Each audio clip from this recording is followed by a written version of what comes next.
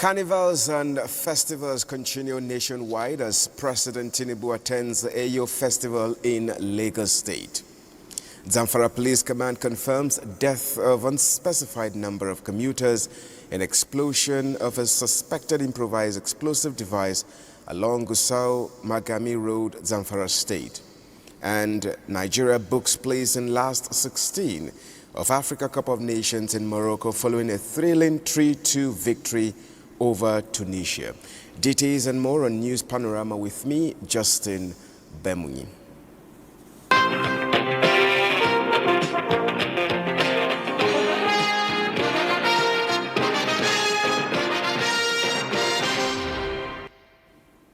Well, thank you so much for joining us on Panorama, reaching you live from Abuja, Nigeria's capital.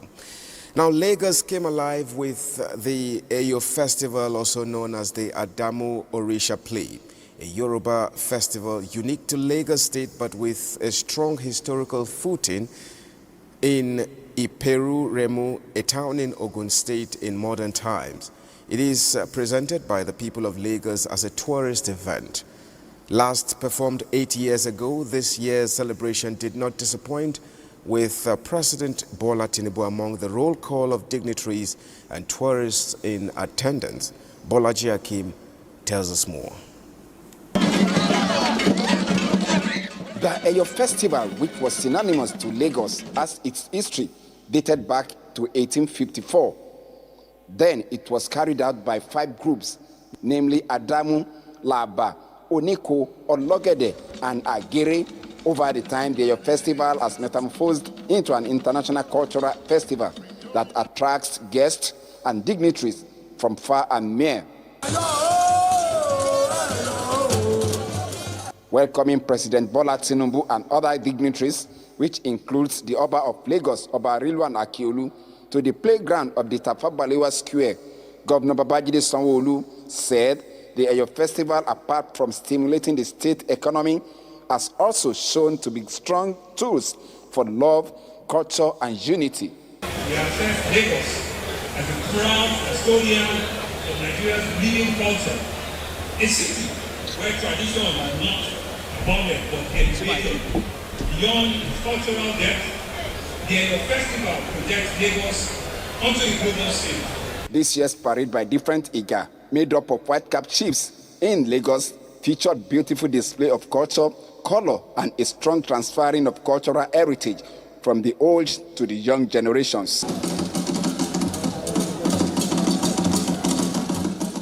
The excitement of tonight will tell you, will show you the spirit of Lagos. You probably hear about the spirit of Lagos, but you don't understand it. It's comradeship, it's friendliness, it's sharing, it's loving. The 2025 Adamu Orisha Play, also known as Eyo Festival, was staged to honor 4 prominent Lagosians who have contributed meaningfully to the development of Lagos, namely Brigadier Mobolaji Johnson, Alhaji Lateef Jakande, Sir Michael Otedola, and Alhaja Abibat Mogaji. In Lagos, Bolaji Akim, NTA News.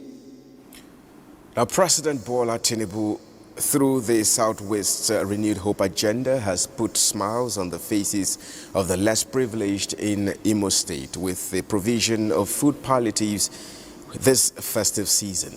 Now, Beatrice Ayam tells us more. Distribution initiative by the Southeast Renewed Hope agenda is aimed at providing relief to the indigent households and ensure the families have food on their table during the festive period.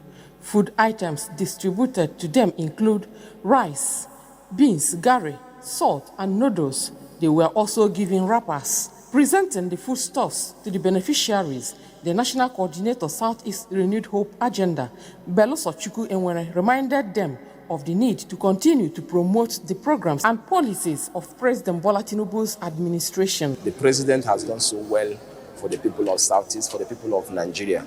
It is indeed a good time as well to call our people together to have a share of Christmas, because it is believed that this period, all families, every family, we should put a smile in their faces. At least they have a little to eat. We know that we cannot satisfy everybody, but let there be a little for them to eat. So the year is ending, and we have been working with our people both from the grassroots world level to the national level.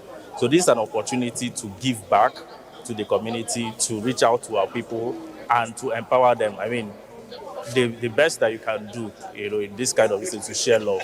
So we're using it as an opportunity to share love with the people on the grassroots. We are exceptionally happy. You can see the faces of all the people here gathered. The beneficiaries of the foodstuffs were the less privileged, drawn from the 305 wards of the state. In Owerri, Beatrice Anyam, NTA News.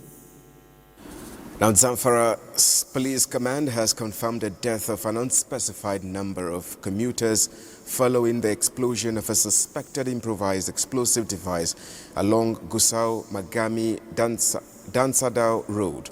In a statement issued by the Police Public Relations Officer of the command, DSP Yazid Abubakar, the tragic incident occurred this Saturday at Meikogo village in Maru local government area of the state.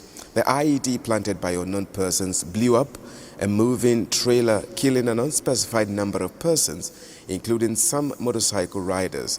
The statement further says security operatives have been deployed to the scene to secure the area and prevent further harm, as efforts are ongoing to ascertain the actual number of casualties resulting from the tragedy. Members of the public are advised to remain calm and vigilant and to promptly report any suspicious objects or movements to the nearest security agency. Now, the Director General of the Nigerian Television Authority, NTA, Salihu Abdul Hamid Dembos, has reaffirmed the commitment of the organization to sustaining its reputation as Nigeria's most credible media institution through the verification of news content that promotes peace and unity across the country. He made this known while speaking at the reunion of the NTA Kaduna Network Center. Muhammad Umar Ajingi reports. This is one of the television stations at the heart of Kaduna that has for decades produced content that educates and enlightens the public. Veteran staff from the 1970s and 1980s, including the reporters, producers, news presenters, and cameramen, converted the station for a reunion. A family reunion of sort, rekindling all memories on the job and reconnecting after exiting the system. Here we are again today, gathered to pick up from where we left. We are still growing stronger because the current DJ of NTA is from this humble house. The event brought to the fore discussions on how to reposition and improve the Nigerian Television Authority, the NTA. As broadcasters, our duty, our function is to give voice to ideas. If we want to move the authority forward, we must all be law-abiding. We must adhere to the rules and regulations of the NTA. This is the major competition of television in the world right now. And you cannot beat it. And something that you cannot beat, that means you must align yourself with it. We should be able to sustain what we have made. But the desirable thing is for us to make things better. It was a nostalgic moment as the veterans caught sight of some of the equipment they once operated during their active years. This is the historic NTA Kaduna Museum, a place that preserves and keeps materials that NTA Kaduna used in the 70s and 80s. Ibrahim Buba, one of the pioneering staff of NTA Kaduna, who began his career as a production officer, demonstrated how they navigate the challenges of the analog era, operating heavy analog cameras under demanding conditions. In our own days, picture to picture, you have to think about how you can, transit from one end to the other or from one video to the other. Today, your computer does all those things for you. Earlier, a novelty football match was held between the New Age Network and NTA Kaduna football team, where the Director General of the NTA, Salihu Abdul Hamid Dembos, relived memories of his youthful days on the pitch. In Kaduna, I am Muhammad Umar Ajingi, NTA News. We now join Maiduguri Network Center for more stories where Abubakar is standing by. Hello, Abubakar.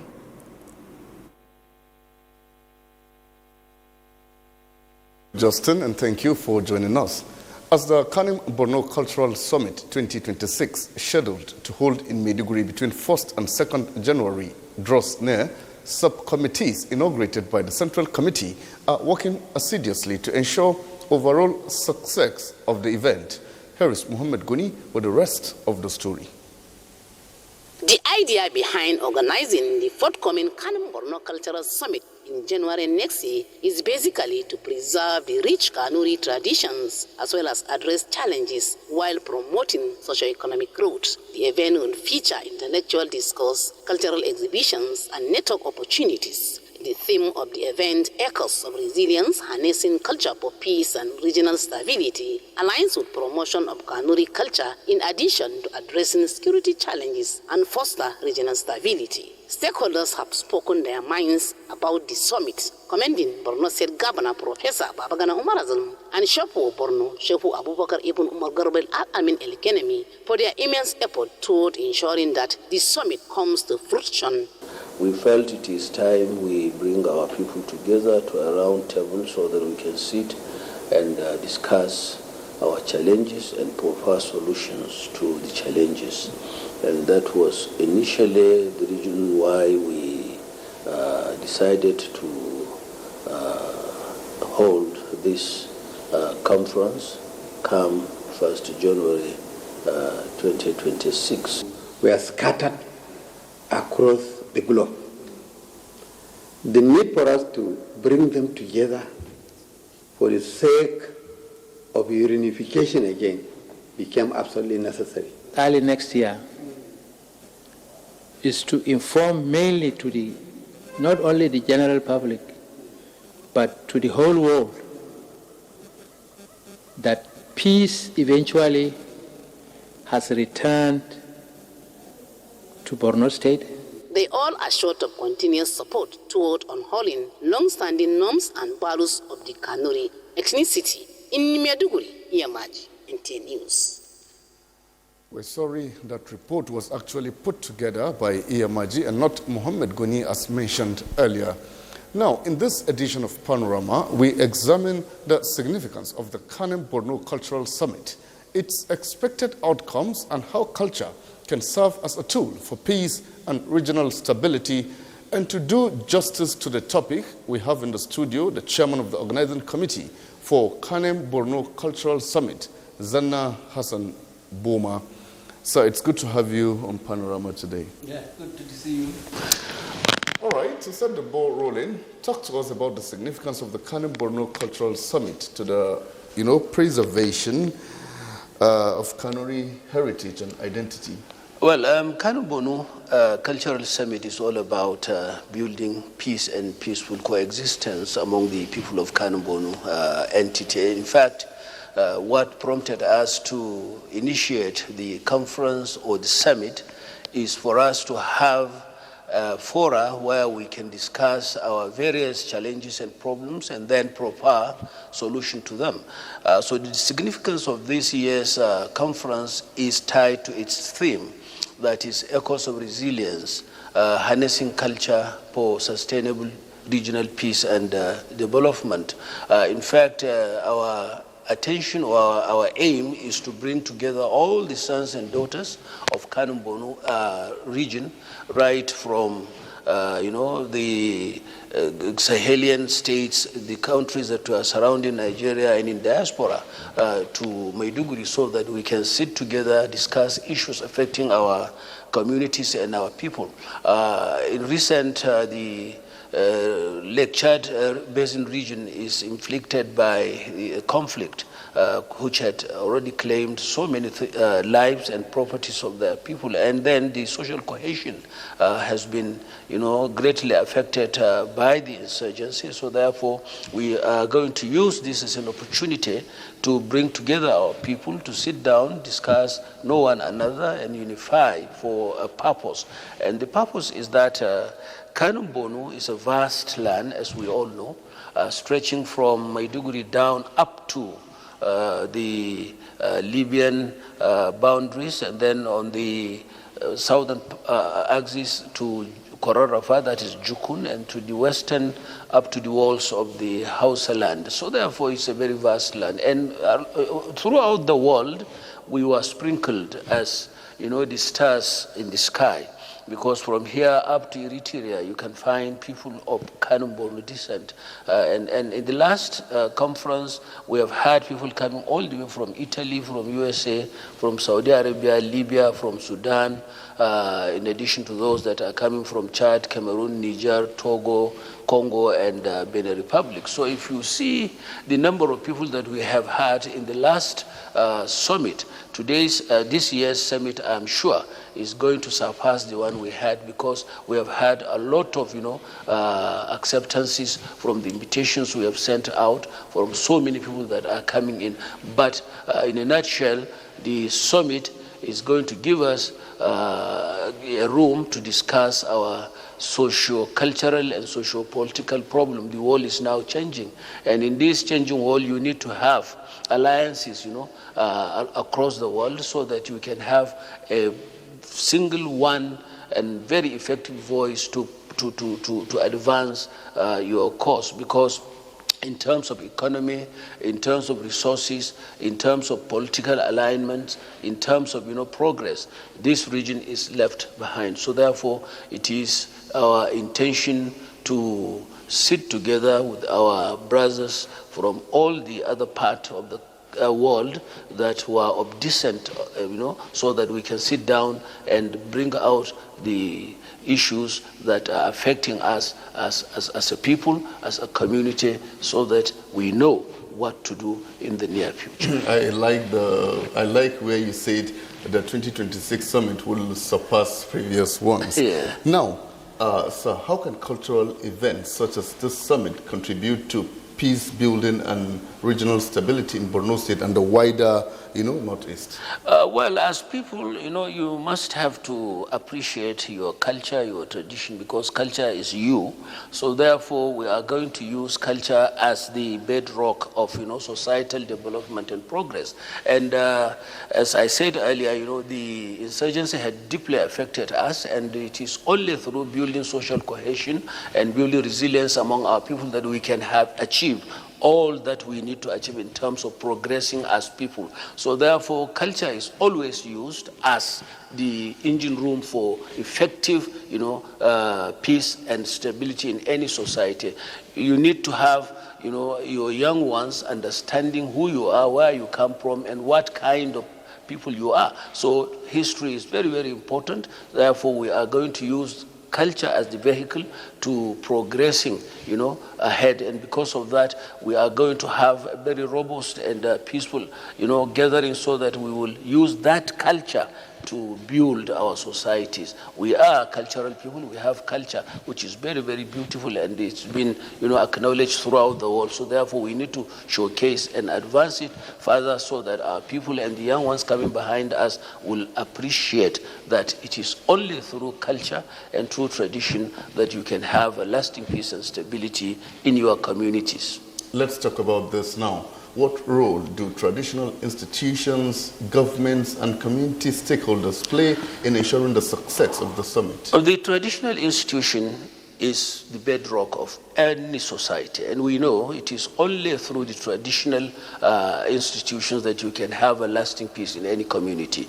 That is why their role is very, very vital in peace and peace building. So the traditional institutions have been cooperating with us, and they have been trying to provide all the necessary guidance and blessings to whatever that we are doing.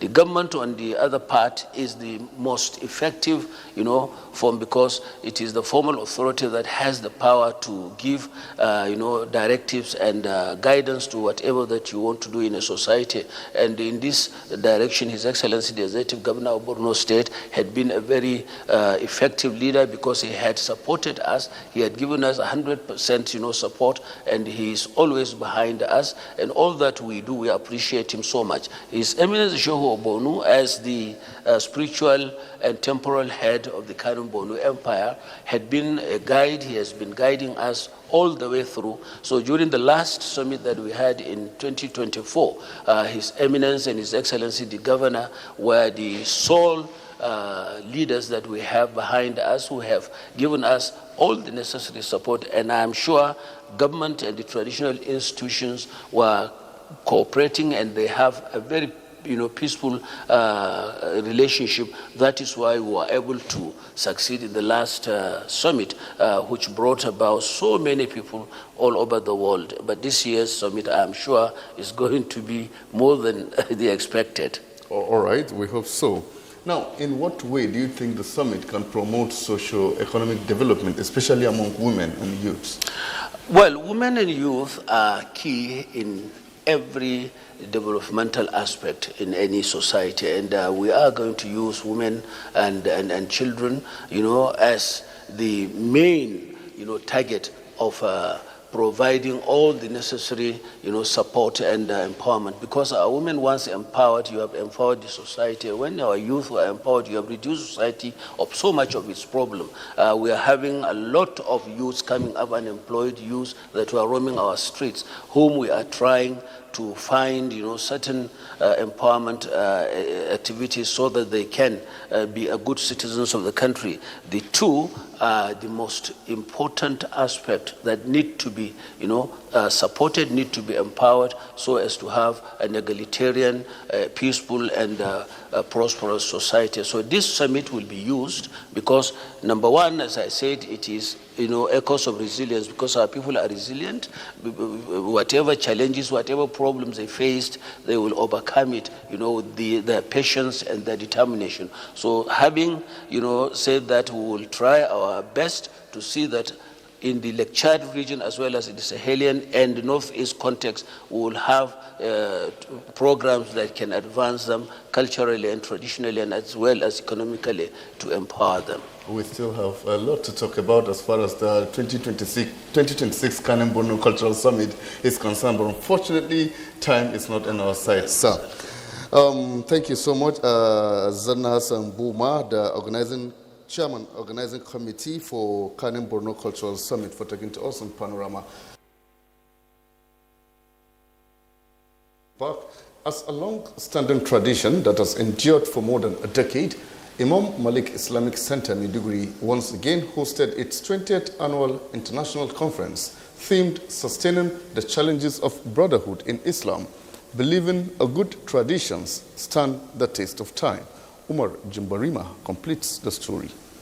The center operates as an institutional school that nurtures students from their foundational years to completion, imparting both Islamic and Western education, instilling discipline, as well as preparing pupils to compete confidently and become future leaders worthy of pride. Given the significance of the event, it attracted participants from all walks of life, including representatives of the Borno State Governor, the Shehu of Borno, the Yobe State Governor, and other high-ranking officials. All acknowledged the school's dedication to shaping the future of pupils from the grassroots levels, noting that when the roots are strong, the branches flourish. Insightful lectures were delivered by Dr. Ibrahim Adam Bama and Dr. Muhammad Kyari, who provided in-depth perspectives on the challenges of brotherhood in Islam, ways to sustain it, and its role in promoting peace, stability, and social cohesion. A special question and answer session coordinated by Dr. Abubakar Kyari was held to assess participants' understanding of the topic and to offer further insights, ensuring a deeper engagement with the issues discussed. In Maiduguri, Umar Jimbarima, NTA News. And that's Panorama today from NT Maiduguri Network Center. From myself, Abubakar Musa, and the whole team, is good night and see you. It's good day and see you next time.